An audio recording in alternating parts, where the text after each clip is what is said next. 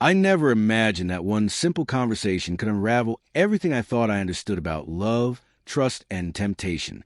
Yet here I am, looking back, trying to make sense of how one night changed everything. It started so casually, so harmlessly. My wife, Claire, and I had been together for nearly 8 years. Like any long-term couple, we'd had our share of rough patches, but we always managed to find our way back to each other. Our life was stable, comfortable, familiar. The spark that once burned bright had softened into something quieter, steadier, an intimacy built on years of knowing one another. Then one evening, as we sat on the couch sipping wine, Claire turned to me with a mischievous glint in her eyes. "I've been thinking," she said, her tone teasing but deliberate. "What if we switch things up a bit?" I chuckled, unsure where this was heading. "Switch things up how?" She hesitated for a moment, then said, "I was talking to Sarah, my sister, and we thought, what if I let her pretend to be me, just for one night?" At first, I laughed, certain she was joking. But when I met her gaze, I saw she wasn't. She was serious. Calm. Almost too calm. "Come on," I said, half laughing, half worried. "You can't be serious." "Why not?" she asked, her voice smooth. "Sarah and I look almost identical. We've joked about it for years. It could be fun. A harmless little game. I trust you and she's my sister." The words hung in the air like smoke. My mind was spinning. It was absurd, crossing boundaries that shouldn't even be imagined. And yet, somewhere deep inside, I felt an uncomfortable pull. Maybe it was the wine. Maybe it was curiosity. Or maybe it was a thrill of the forbidden whispering something reckless into my ear. I should have shut it down. Instead, I said yes. That night, Sarah came over for dinner. Claire had gone out to meet some friends, leaving the two of us alone.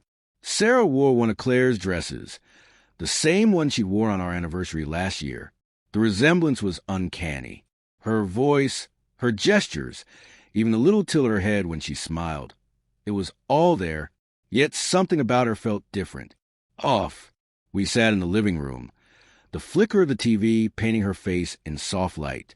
The air was thick with tension neither of us wanted to name. Every time our eyes met, it felt like we were both testing the edge of something dangerous. "I know this is weird," Sarah said softly, breaking the silence. "But it's just for fun, right? You and Claire have always been open with each other."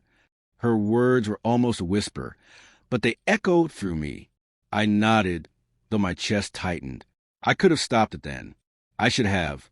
But the line between curiosity and betrayal had already begun to blur. One glance turned into a touch.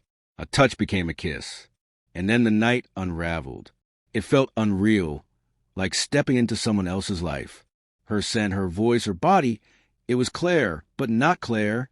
Every moment screamed that it was wrong, but I couldn't pull away. It was intoxicating and horrifying all at once. And when it was over, reality came crashing back with brutal clarity. When Claire came home the next morning, I could barely look at her. She didn't ask questions, just smiled. That same knowing smile she'd worn when she first suggested it. Somehow, that was worse than anger. The days that followed were suffocating. Claire acted normal, but the silence between us was filled with unspoken truths. Sarah avoided me, though every time our eyes met, the memory of that night came flooding back. It wasn't something any of us could pretend hadn't happened. Eventually, Claire confronted me. Her voice was calm, but edged with something sharp. "Did you enjoy it?" she asked. "Did you want it to happen?" I didn't have an answer, because the truth was tangled. I didn't know what I wanted anymore. All I knew was that something in me had changed. Something in us had broken. What began as a playful idea had turned into a nightmare of guilt, confusion, and regret. I hadn't just crossed a line. I destroyed it. In the aftermath, we talked for hours, painful, raw conversations about boundaries, trust, and the damage that couldn't be undone. We both realized that night had opened a door neither of us could close again. I learned something cruelly simple. Some experiments aren't worth the risk. Some fantasies should stay fantasies. Because once you step through certain doors, you can never go back. And as I lay awake that night beside the woman I loved, the woman whose twin I could no longer look at without shame, I finally understood. Some lines, once blurred, never become clear again.